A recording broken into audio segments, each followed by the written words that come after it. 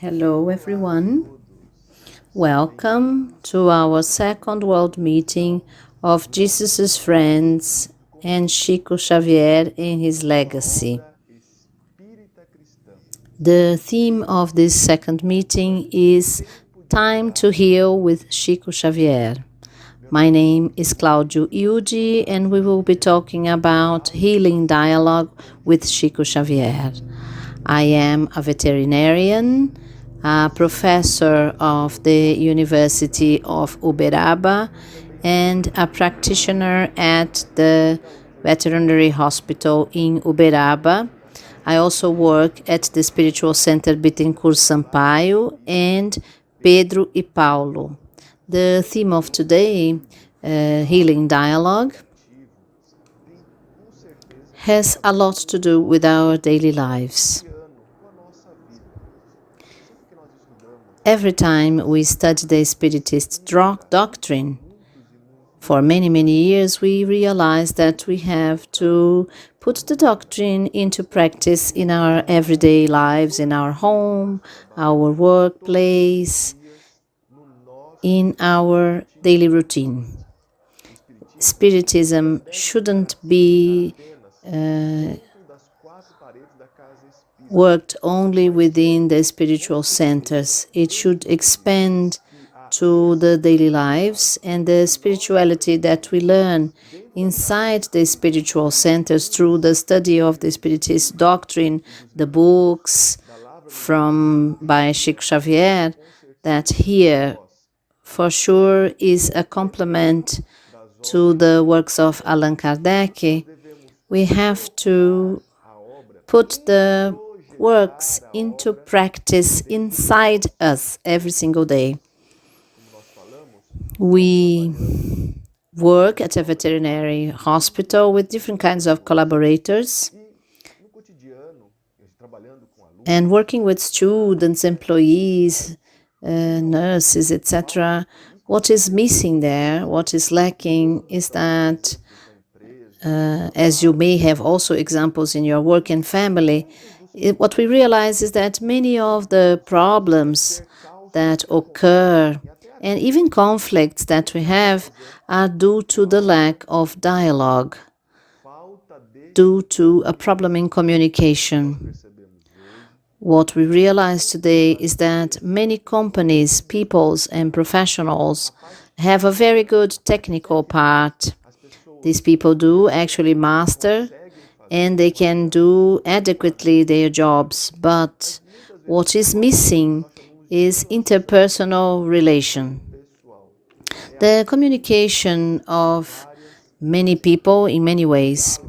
So dialogue can be done directly, it can be done through video, and it can also be done through social media. But for sure, the dialogue that we are looking for here is a different type. It is a dialogue where all our conversation, our fraternal conversation, is also for us a dialogue where we are going to help people. And that's why we call it healing dialogue. And where is this theme from?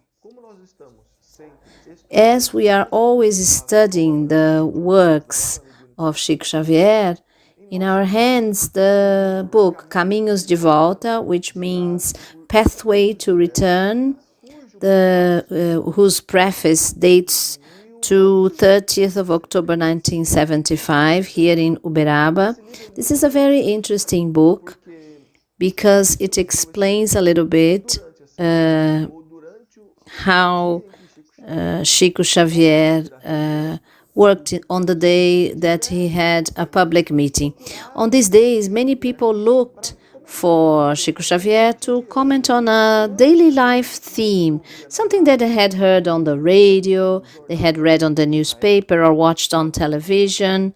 Both the TV and radio were important means of communication at the time, and so Chico would do the dialogue among people. So in the public meeting, they studied a gospel theme, and after that, they psychographed, Chico Xavier psychographed the words of many different spirits. And the set of this collection is this book called Pathways to Return. So the title of this chapter that we are studying today is called Healing Dialogue. So what was the main theme on that day? It was dialogue. So more than 40 years ago, the problem of dialogue was still occurring. And even today, the theme dialogue is still remaining. So how many people, thousands of people, came to Chico Xavier just to speak, to be able to have a dialogue with him. And we know, due to the biographers that we know, that Chico many times spoke and many other times he just listened, because silence was one way of talking to people and people needed to be heard. And nowadays, in the 21st century, when we have the biggest and best means of communication as never before, we still have a lack for healing dialogue. Salesmen, for example, they say that you have to approach the client very closely in order to be able to sell. But we've been through a pandemic and the distance forced us not to talk close to each other, but it is so important. This kind of talk is so important. At university, we realize this difference between when students are there, present there, and when they are just remotely there. They are complementary, but it's very important sometimes to call the student, call a professor, or call a friend to talk to you. And this can be transferred to all the other parts of our lives. This is learning. This is practicing. This is an important book because if you practice, you learn how to do it. And we are here to highlight that these are the ways suggested by Chico Xavier. This is one among many of his books, and sometimes people don't know this book, and that's why we are here in the second meeting to try to call your attention to that. We know many of Chico Xavier's works, and this is one that is so much important for us, talking about this healing dialogue. Most people think that healing only happens through medication, through paths, or magnetized water. Yes, that's true. This also helps. And other forms of cure that we know in the spiritual centers also help. But what is missing, what is lacking, is dialogue, healing dialogue. So if we listened more and if we spoke less, and when we spoke, if we spoke out of wisdom, we are sure to be in a better situation. Here we are learning and we are maturing as well with the passing of time, with our experience. So the youngsters, they are always in a hurry. You see also people, more mature people, trying to cope better with time. And so it's very important for us to practice dialogue, to converse with people. And if you don't have a facility to do that, I mean, if you're not used to talking so well, you can exchange experience with people who are more experienced and can help you to get there.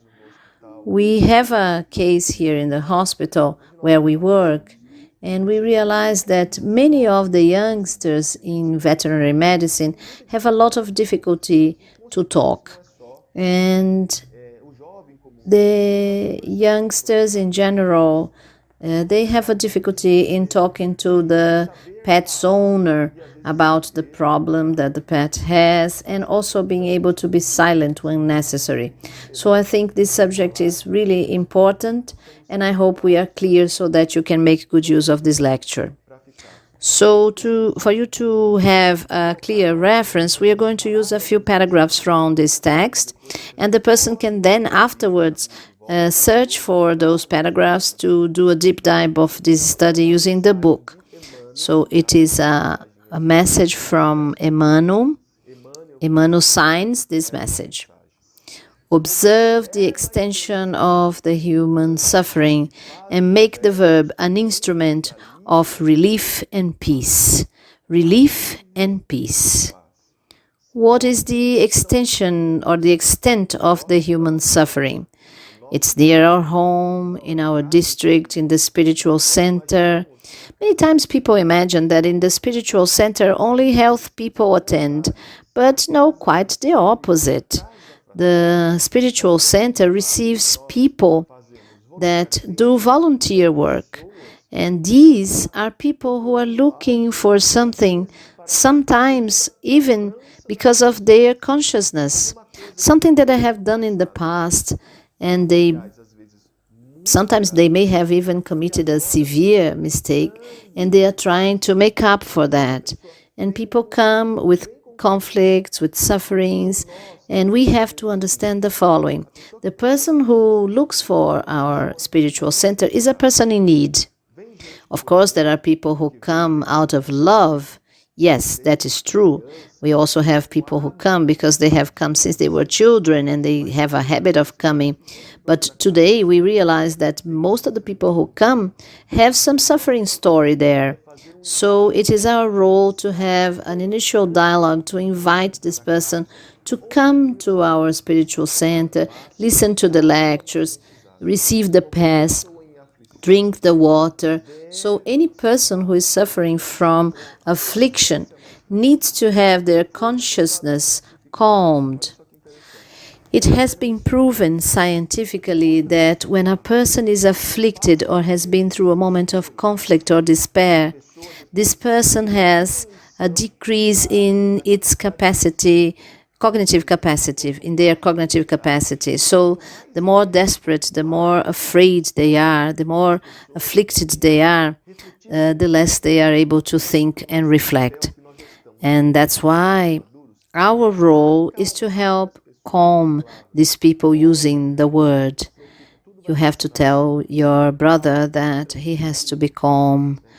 Calm yourself, accept the situation, and let's go forward.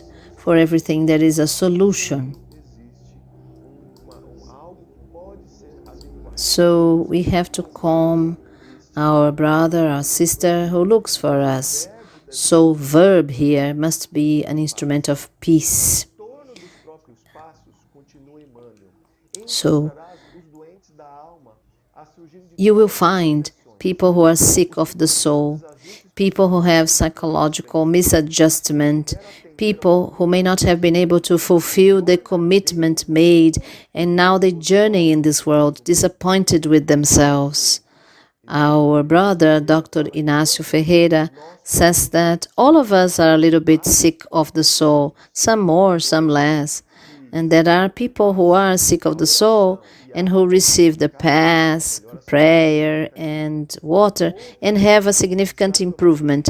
Others will need medications to decrease their anxiety, insomnia, and others will need more demanding therapies, and others will need to be hospitalized. So sometimes we are a little bit better or a little bit worse, but all of us are sick of the soul. And our organism reflects our mind, reflects our creations, mind creations. And all the books by Chico Xavier, by André Luiz, where André Luiz, for example, comments that what our mind does reflects on our organism. And so sometimes we are well, but we are afflicted and our organism becomes sick. Then we improve, we get better, and then we have newer afflictions, and sometimes we may get sick again. So this is part of our daily lives. So André Luiz said, well, when a problem ends, you might expect another.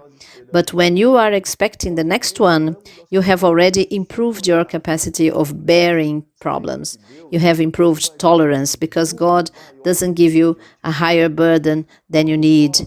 All of us have brought some sort of psychological misadjustment from other lives. We are the result of the sum of our previous existences. So we have, of course, misadjustments, and they may come up in your life at any time. It may be when you are a child, when you are a teenager, young, when you are an adult, or even when you are an elderly person. So these misadjustments, psychological misadjustments, may appear, and we have to be ready to have a dialogue with these people. So people who haven't been able to fulfill the commitments made in this world and they journey disappointed with themselves, they also need our help because they haven't been able to do what was planned for their lives.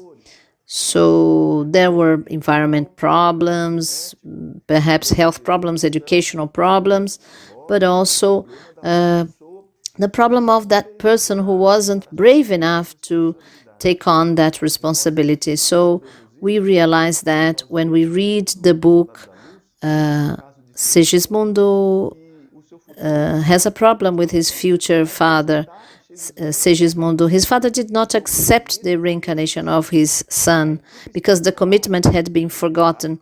So the spiritual team had to go there and talk to that parent, to those parents, to accept Sigismundo as their child due to problems of the past. So many times people forget because there is the forgetfulness about the other previous lives. There is this veil because people don't remember it, but they have it unconsciously. So if a person is screaming, if a person is yelling, we have to know that this person is not well.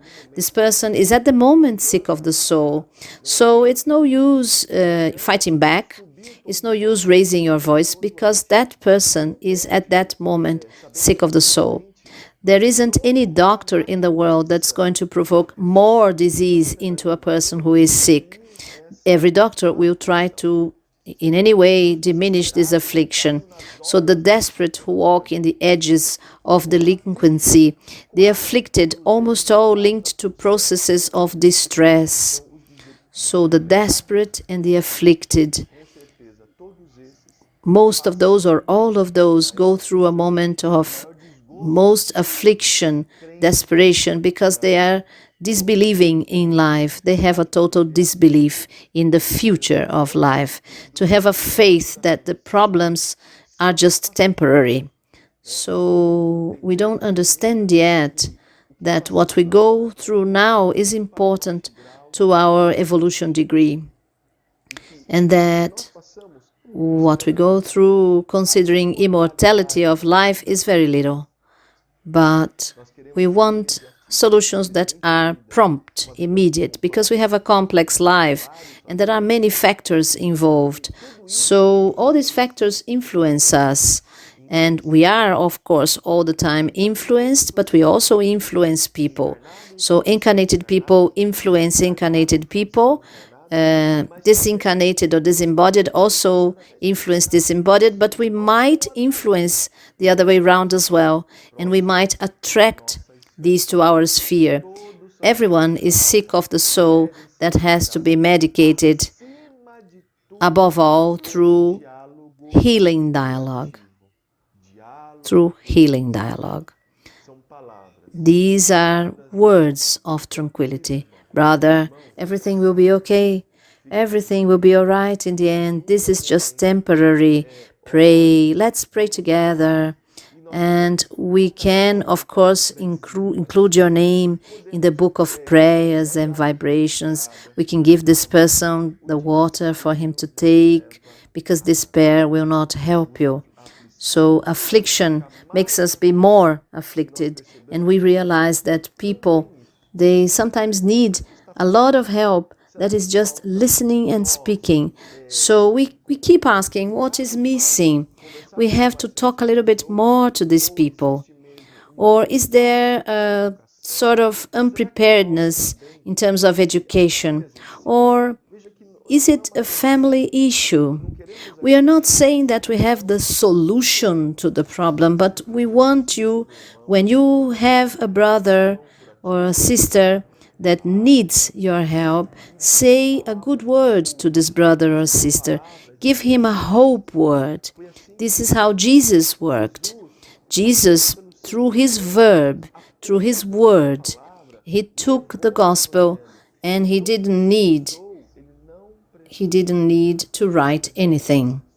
Many people have looked for Chico Xavier and just to listen, just to be able to listen how much Chico had suffered as well.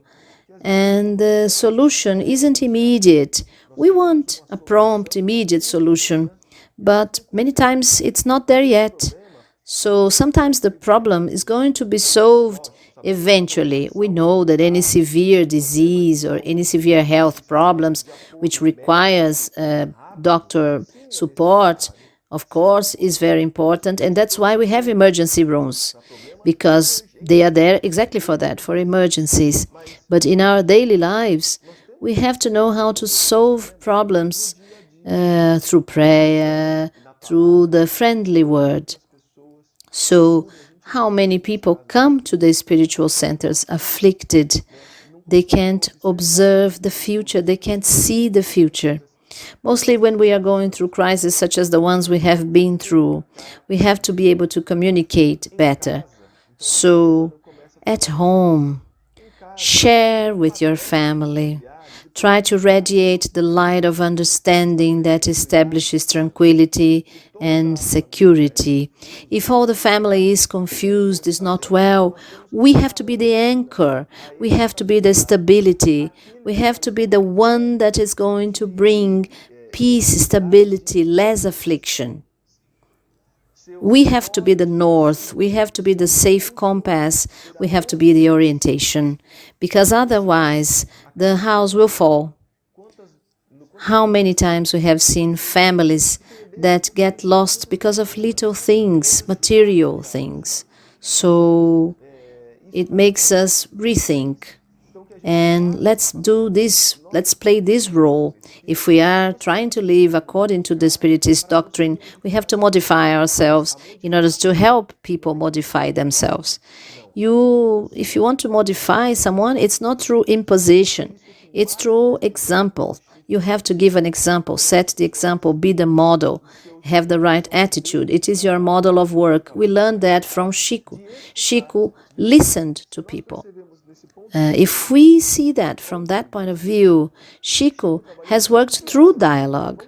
Observe that in the book, in charity, in the material charity that he gave to people, part of the time of Chico Xavier's work was talking, dialogues. How many people have stories during this event? They will be told, of course, stories that have been written in the books, which are actually dialogue. So it is the important dialogue which is the north, which is the way. And Chico says, dialogue helps us be calmer and be able to calm the people in our family, the people around you. When you are at work, whenever possible, you will become the exhauster of bitter confidences, bitter conflicts. So gossip, for example, in companies, things that happen in companies, those who work know very well the well-known saying that we have a folks radio, a wireless telephone. What is the meaning of this expression here in Brazil? It means that people gossip and tell each other what they have heard without checking the information. And you should be the exhauster. You should be the person who will clean this environment, who will clean the environment of impurities. So we have to stop the gossip. We have to calm the people. Mainly if you are a leader. In a hospital, we work with a very big company, for example, but sometimes we need a leader to tell us that the discussion is over and we have to leave this behind and end that topic. I'm not here talking about a political leader. I'm talking about a leader as a person who organizes that work community. It can be the family leader. It may be my mother, father, grandparents. It is the leader, meaning here the person who knows how to converse, to talk, in order to diminish conflict. And here in companies nowadays, we have people who are a conflict manager. So they are conflict managers in order to help the company deal with different kinds of conflicts. Nowadays, even directors is basically that, the conflict manager that is going to deal with the conflicts that come from, that spring from other employees below his level.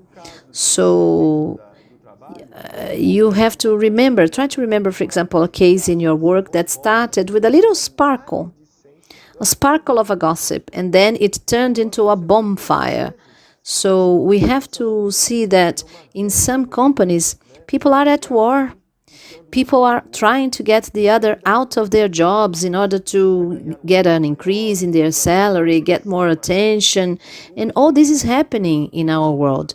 That's why we have to put the doctrine into practice, not only within the four walls of the spiritual center, but struggle as hard as possible to have the doctrine inside us so that we can take it to our work.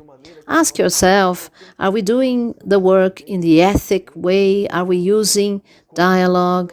Am I learning through what I am doing?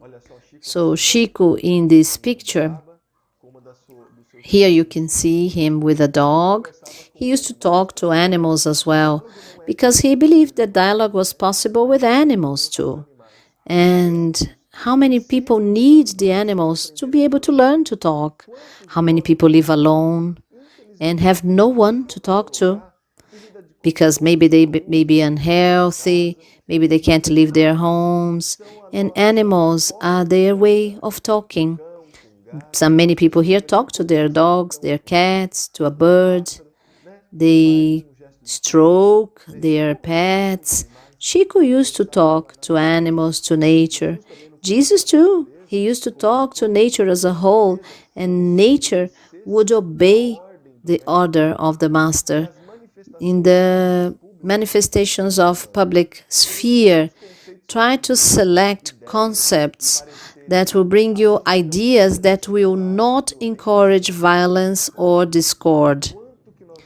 So consider the way you are talking. Are you generating violence or discord? Look at this critical moment we are going through in the world. Because of the different noises in dialogue, noises in communication, we are having serious problems in the world. So we have somehow to improve that. We should not wait for others to do it. It starts with you. You may think, well, only me? Yes, it starts with you. You are the first person to stop violence, to work towards the other way, because the war is a mixture of selfishness and lack of communication. Why? Because there is no communication and there is extreme selfishness, and that leads to war. So we need to have our point of views and to know that in whatever sphere, for example, in the public sphere, if another candidate has won, we will have to wait for the next time a candidate can run, because these discussions that we have will bring more distress. And the population as a whole, in the case of politics, suffers a lot with that. But this goes for other spheres as well. So let's see what is going on and think if dialogue is not missing where we are. We have to learn with good examples as well as bad ones.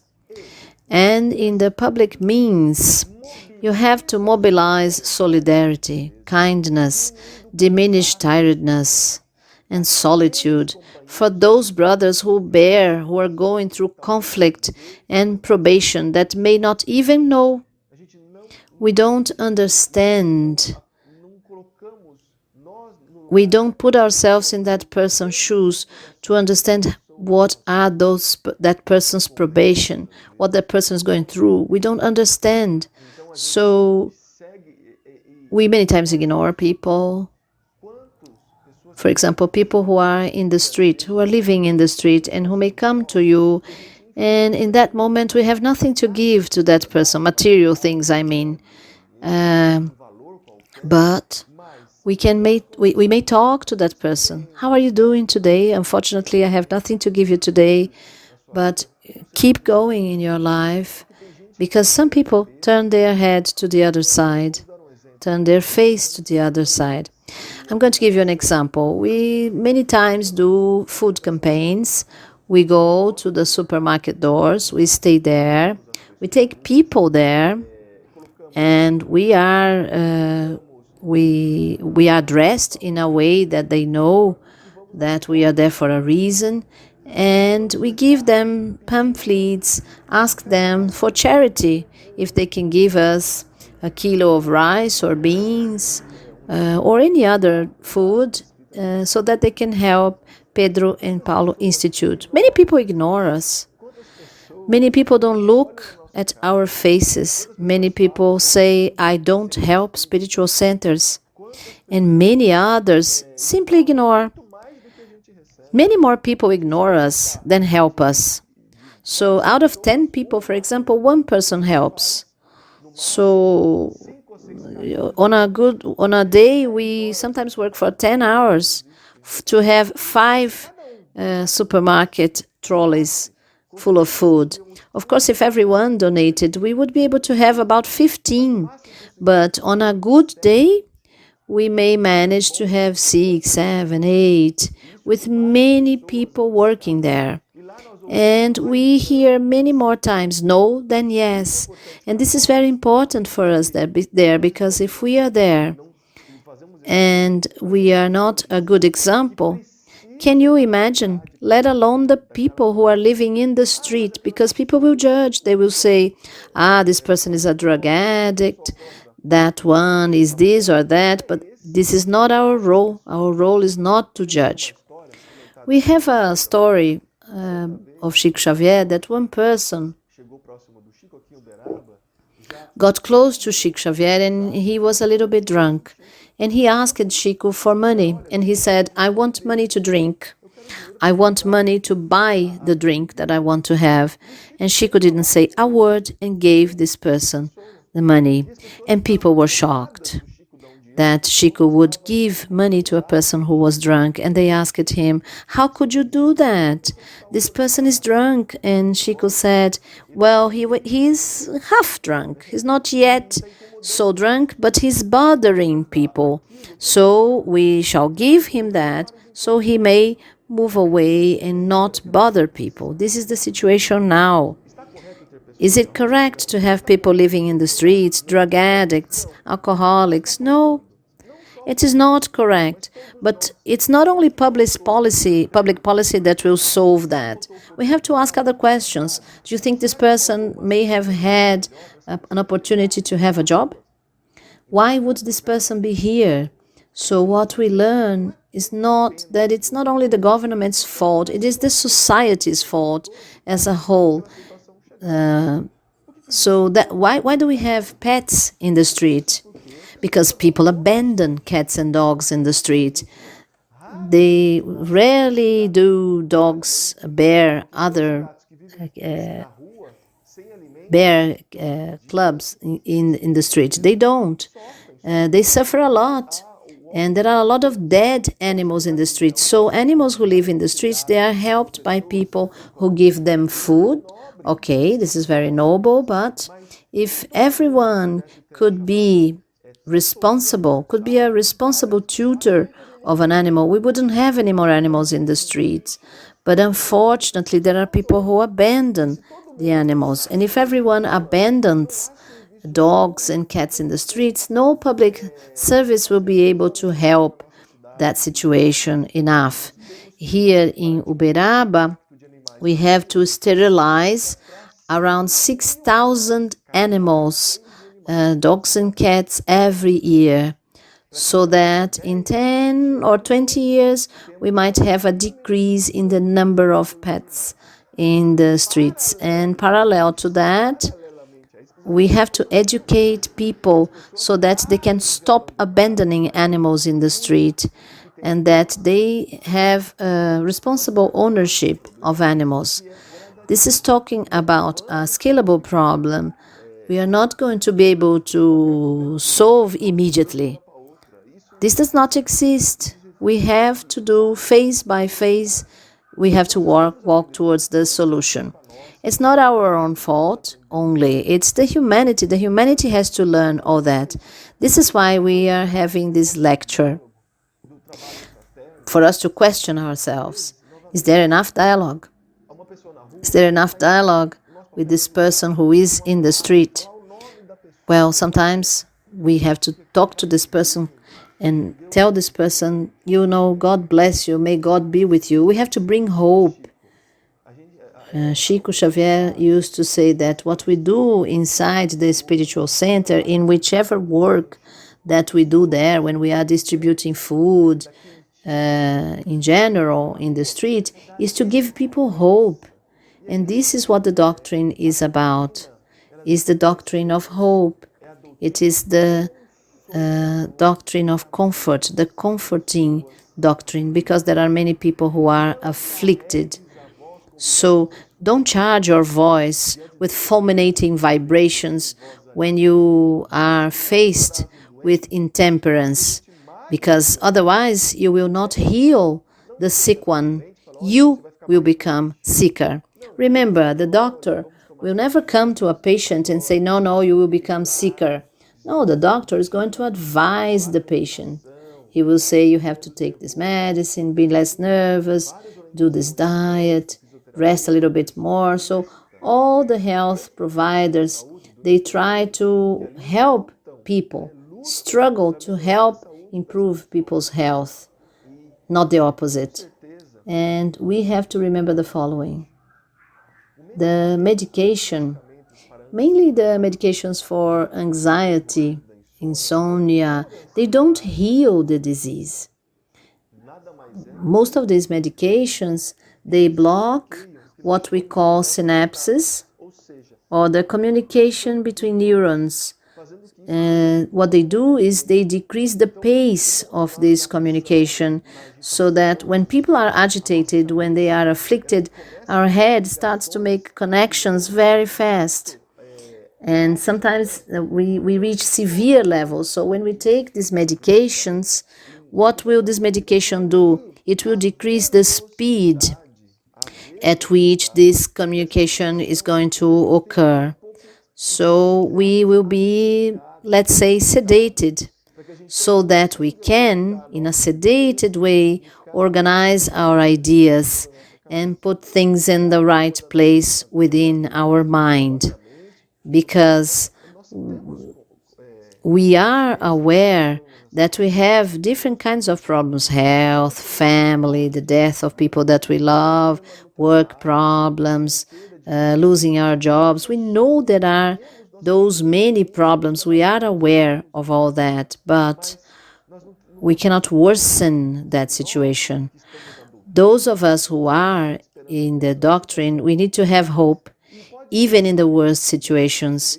And we can realize that every situation in the world has been through afflicting moments. We have been through worser moments, pandemics, wars, and they still go on, but there is an improvement. So I always tell my students, you have to study history, because if you study history, you can see what was done in the past, and you can foresee what might be done in the future. And you have to remember that in between, there is Jesus there. Jesus is the governor of earth. So he knows that 2,000 years for the gospel is very little. Chico has already said that. 2,000 years is not enough. The news of the gospel is still going on. Now, the next part relates to the environment. So what happens when an environment is filled with imbalance? when it is filled with affliction. For example, the environment in your family or in your work. Here in Brazil, we have an expression that says that the environment is heavy loaded. What is it that makes the environment heavy loaded? It is us. Some people say, oh, I have to bring some sort of charm in order to clean the environment. So they ask you to bring salt. They even mentioned a black cat. If you must bring a black cat into your home because the black cat will be able to clean the energy. But what is the source of this negative energy? It is us. So in an environment, when we lower the mental vibration of that environment, the closer we get to people with the same kind of vibration. Remember that something that is equal attracts, they are equal. So if you have a, let's say, heavy loaded environment by an unbalanced use of your mind, spirits which are in the same level of vibration will come into the environment and will start to worsen the situation. So watch out for what's going on in your mind. And the more you have disharmony, the more important it is for us to do healing talk.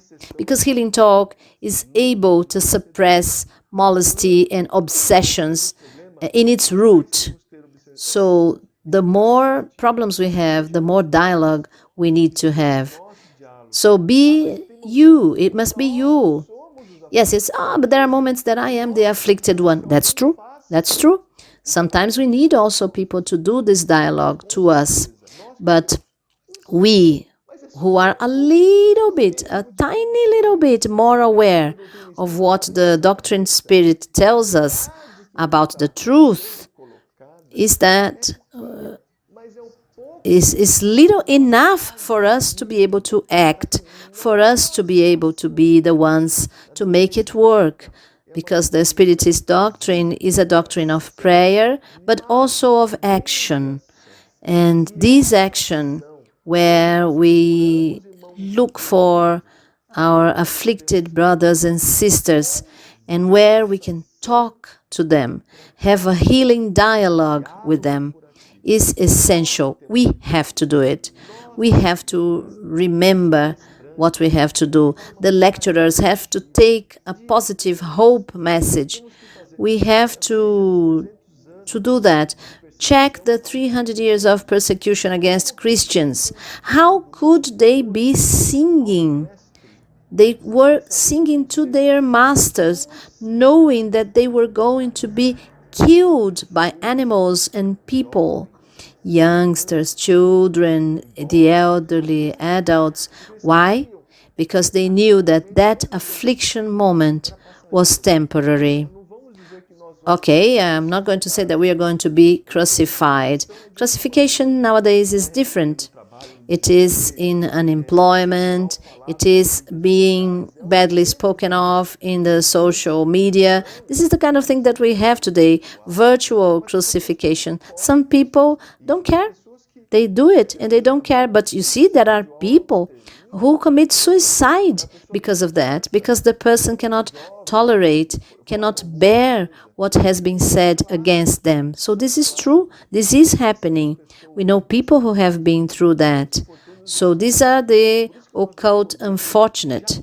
So we can never abandon, as Chico has said, we can never abandon the suburbs of the cities, because there is where the people who are in despair and are afflicted, this is where they are.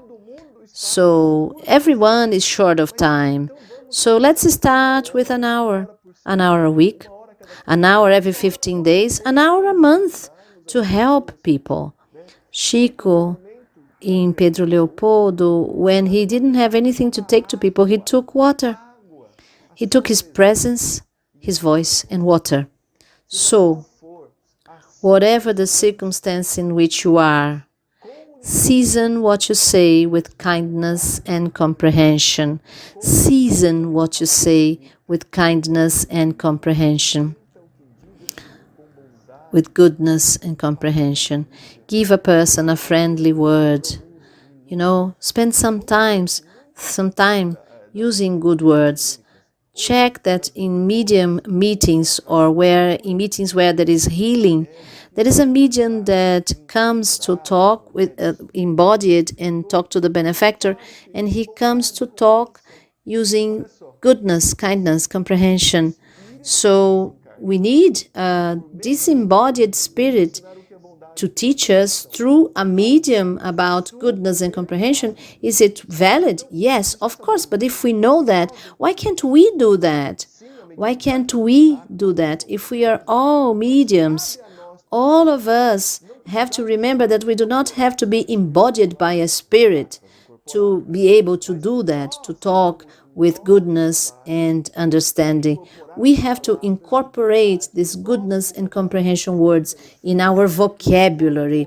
Incorporate the words of goodness and comprehension. So, I leave you this message of love and of peace so that everyone can understand that it is with Jesus Christ and Chico Xavier the hope of a dialogue. He has taught us a healing dialogue. Jesus has taught us, and Chico has also taught us. Jesus gave people innumerous lessons through parables, through dialogues with their apostles, disciples, people around him, and Chico used to talk to people through dialogue. So it is the dialogue. Chico worked with mediunity, charity, and also through dialogue. So this is one more point for us to reflect. The words of Chico Xavier, his wise words, this man's wise words, that is the spirit, that is the future of humanity, the future of man. We will have to learn to talk. We will have to learn to have dialogue. The instructors of André Luiz, Clarencio, Alexandre, and many others, they used the dialogue. They used talk. This was how André Luiz has showed us through his books. Let's observe the dialogues. Let's observe the importance to talk. And it is our role as Christians and as Spiritist Christians so that we can understand this message of the healing dialogue. May you all have peace.